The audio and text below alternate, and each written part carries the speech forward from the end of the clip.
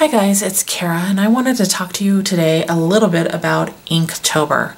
A lot of you guys probably already know about it, and you know that Inktober is coming up in October, and I just wanted to kind of tell you guys what I decided I was going to do this year. But before I do that, I just want to read to you from the official website, which you can go to. It's inktober.com. The official explanation of what is Inktober. So this is what the answer is. Inktober is a month-long art challenge created by artist Jake Parker that is focused on improving skill and developing positive drawing habits. Each day for the month of October, anyone participating in the Inktober challenge creates an ink drawing and posts it online. Okay, so that's the traditional definition of what Inktober is, and it was, again, started by Jake Parker. Now, last year, I participated or attempted to participate, and I used this little book. It is a Stillman & Byrne Zeta series, and I posted some of the pictures. I don't think I ever did a full flip through, so I'll do that as I'm talking. This first one was one of my favorites. I thought that this tree, for me, was awesome. I just really had a good time, but I will say I did this in pencil first and then inked it. Anyway, so last year I had some fun with it, but I had a really hard time sticking with it because I struggle with sketching or drawing in ink. And if you start with pencil, it's fine, you can do that, but it just takes that much longer for the process, if you know what I mean.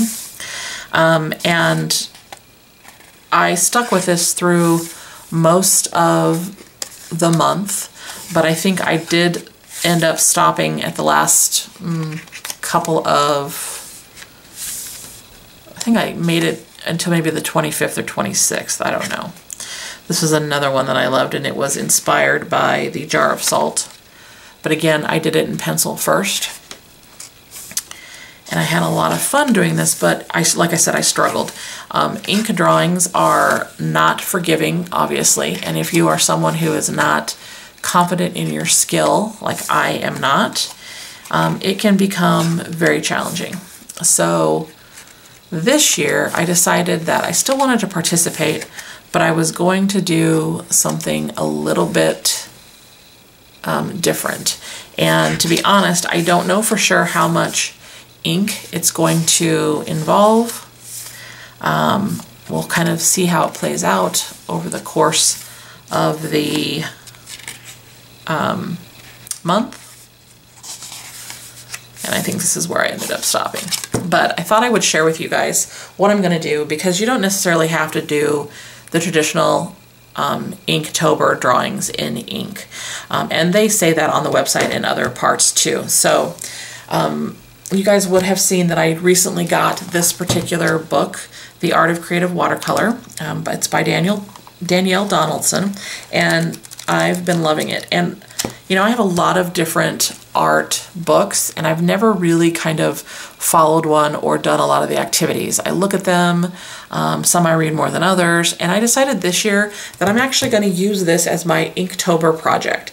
And I am going to not necessarily do every single thing here, but I'm going to try and use the techniques and things that she described here, and do that as my project for Inktober. I personally, I know that there's a lot of opinions on copying people and copying their technique or the look or their style. And I think that when you're brand new to something or an amateur at something, that by trying someone else's technique, you learn your own, because you learn what you like and you don't like, and you edit things on your own and all of that. And I think that I'm going to start doing more things like this so that I can not only get the practice, but work on determining what it is that I like and what my style is.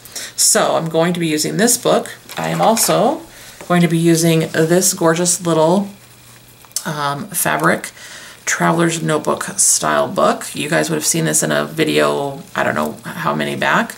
This was something that I also bought from Danielle Donaldson. She did it in collaboration with the Messy, oh my goodness, the Messy Nest. Yes, The Messy Nest, Jen Osborne. You can see the stamp for both of them down there. Basically, this is fabric developed by Danielle Donaldson, and then Jen put this all together and they sold a limited quantity of these. This is the indigo one, and I love it. It has watercolor paper in it. So I'm going to be doing a little bit of sketching combined with some watercolor. I'm not 100% sure if I'll add ink or not to it. I'm going to kind of play it by ear. I want to try kind of her signature style and play with watercolors. And so I'm going to do it in this book. This has, I don't remember how many pages in it, but a ton.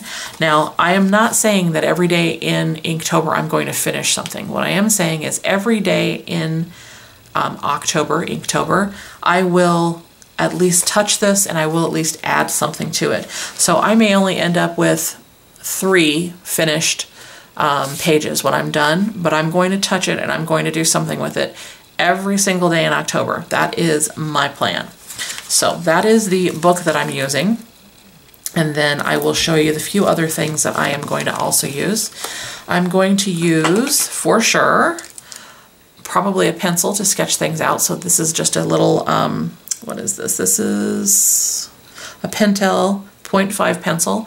This has HB lead in it. I also have 2 different white pens, so this could kind of sort of be the ink. I have this Jelly Roll pen from Sakura, and then this is the paint pen that I recently got from Jet Pens. So I have those. I'm also going to be using my travel watercolor brushes. I'm not sure that I'll use every single one, but I do have several different sizes in here, and I want to start getting more familiar with all of these, so I'm going to be trying them out and using them. And then lastly, I'm going to be using the watercolor palette that I have in here, which I'm going to talk about in more detail in another video. There are 14 colors that I managed to get in here, which I will talk about, like I said, in another video, so you can find out kind of what I did and how I decided what colors. So those are my Inktober supplies, and that is my Inktober plan. If you guys haven't thought about participating, I would encourage you to do it.